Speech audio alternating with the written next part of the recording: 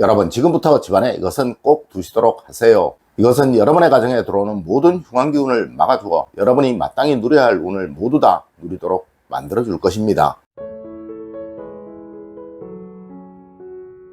여러분 안녕하세요, 이정민입니다. 여러분, 이제 입추가 지났습니다. 물론 아직은 무더운 여름 날씨가 계속되고 있지만 저 하늘리는 이제 서서히 가을의 기운으로 변해가고 있다는 거예요. 그리고 또 이 기운은 모두 여러분에게 영향을 주게 될 것입니다. 네, 가을은 가장 큰 운을 가진 계절이고 모든 운이 다 드러나는 계절이라고 하였습니다. 분명 올 한 해 여러분들의 모든 운들이 다 드러나게 될 거예요. 하여 과거 우리 조상님들은 가을이 되면 반드시 이것은 집안에 두고 또 하셨던 것입니다. 첫 번째로 여러분, 올해는 종을 항상 달아두셔야 합니다. 여러분, 비록 그 모양의 물건이라도 종은 꼭 예외라는 것 알아두셨으면 합니다. 네, 종은 심리적으로 잔향이 긴 맑은 소리를 가지고 있어 사람의 긴장감을 풀어준다고 합니다. 그리고 동양뿐만 아니라 서양에서도 종소리는 부정한 기운을 막아준다고 하고 있으며 또한 좋은 기운이 들어오게 한다고 말을 하고 있습니다. 물론 동양에서도 종소리는 부정한 기운과 잡기의 기운을 막아준다고 해요. 절이라면 반드시 어디에나 있는 것이 종이고 이 종소리로 경건함을 알리곤 하고 있는 것이죠.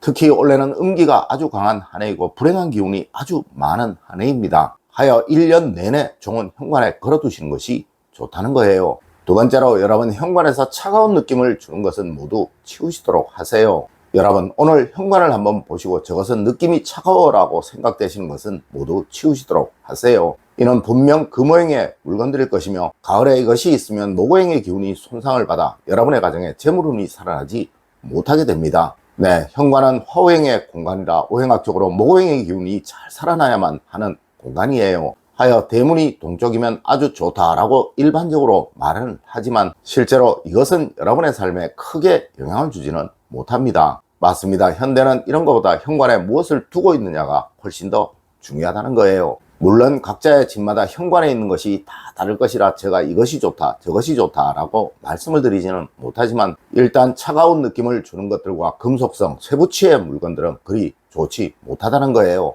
네, 현관에 이런 것들이 있으시다면 꼭 치우시도록 하세요. 세 번째로 여러분, 주방의 날카로움은 꼭 보이지 않도록 만드셔야 합니다. 여러분, 주방은 금속성의 물건들이 너무나도 많은 곳이에요. 그리고 주방 싱크대는 수호행의 기운이 아주 강한 것이라 집안에서 대표적으로 재물운을 상징하는 장소입니다. 네, 이것이 혼란스러우면 그 집에는 절대 돈복이 생기지 않는다라고 말을 한다는 것이죠. 그리고 여러분, 이것은 특히 가을이라면 더욱 그러합니다. 아마 많은 분들이 싱크대 볼 안에 큰 그릇들을 두고 그곳에 설거지거리들을 넣어두고 계실 거예요. 물론 이것은 평소에도 그리 좋지 못한 것이지만 가을이나 겨울이라면 더욱 해로운 것입니다. 그리고 수저나 그릇들, 금속성으로 된 물건들이 주방에는 정말 많을 거예요. 네, 이것들이 적게 보이면 보일수록 가을에는 좋은 것입니다. 그리고 칼이나 가위, 그 외 날카로운 주방 물건들은 가을에는 정말 좋지 못합니다. 네, 이것들은 모두 보이지 않는 곳에 보관을 하세요. 여러분, 그것이 여러분의 가정에 재물운을 살리는 길임을 절대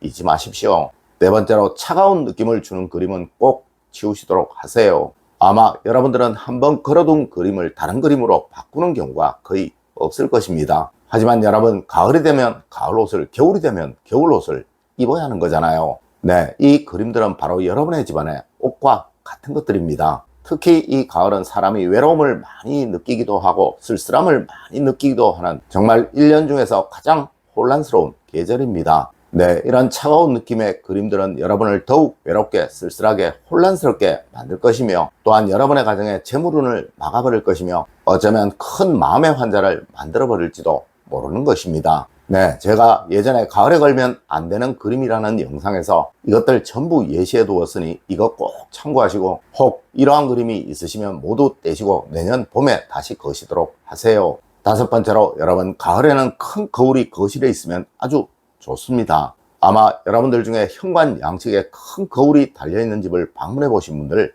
많으실 것입니다. 물론 아주 넓다는 느낌도 가지셨을 것이지만 의외로 아주 편안하다는 느낌도 얻으셨을 것이고 또한 상당히 안정적이다라는 느낌도 얻으셨을 거예요. 네, 이는 이 거울이 화오행의 결정체이며 집안에서 가장 편하고 안정적인 느낌이 강한 물건이라서 그러한 것입니다. 물론 현관 정면에 거울이 있으면 좋지 않다라고 말하는 분 많아요. 네, 이는 너무 현관이 길어 보여서 그러한 것입니다. 맞습니다. 넓다는 것은 시각적으로 공간적으로 편안하다는 느낌을 주며 또 길다는 것은 외롭다는 느낌, 힘들다는 느낌을 주어서 그러하다는 것이 심리학자들의 견해입니다. 하지만 여러분, 이 거울이 거실에 있다면 정말 특별한 경우가 아니라면 해로운 것은 없으며 또한 이것이 큰 것이면 큰 것일수록 집에 대한 만족도가 높아지게 된다는 것 역시 심리학자들의 공통된 견해이고, 그리고 실제로 큰 부를 얻은 사람들은 모두 거실에 큰 거울을 두었다는 것, 이것은 너무나도 많이 알려진 이야기예요. 여러분, 올 가을에는 거실에 큰 거울을 하나 두시도록 하세요. 그리고 오가실 때마다 여러분을 한 번씩 꼭 보시고 스스로를 체크해 보시도록 하십시오.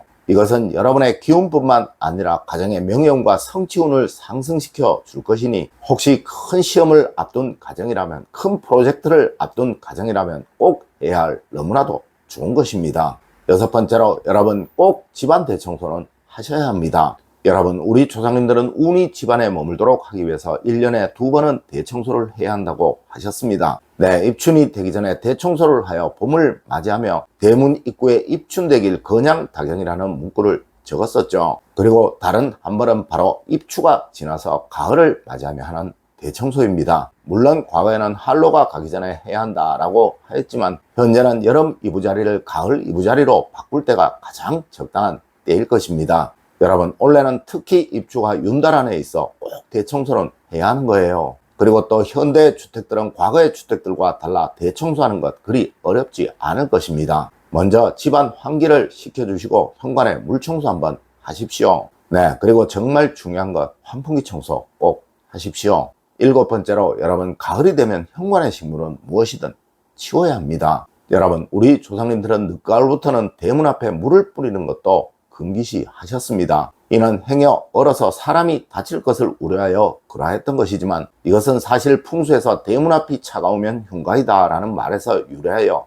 그러했던 것입니다. 아마 여러분도 냉기가 도는 집, 온기가 도는 집이라는 소리는 들어보셨을 거예요. 맞습니다. 이것이 바로 대문 앞이 얼어 있느냐로 판단을 하는 것입니다. 하여 현관에 어떠한 물기를 머금을 수 있는 것이라면 가을에는 꼭 치워야 하는 거예요. 물론 물을 전혀 주지 않아도 될 조화나 화분이라면 상관이 없을 것이나, 물을 조금이라도 주어야 하는 것이라면 꼭 치우시도록 하세요. 여러분, 오늘은 가을을 맞아 집안에 두면 좋은 것과 두지 말아야 할 것에 관해서 이야기를 해드렸습니다. 오늘 제가 알려드린 이야기 여러분들 꼭 명심하시길 부탁드리며 오늘의 이야기를 마치도록 하겠습니다. 늘 올바른 학문과 올바른 지식을 여러분들께 전하도록 노력하겠습니다. 여러분, 긴 시간 감사드립니다. 감사합니다.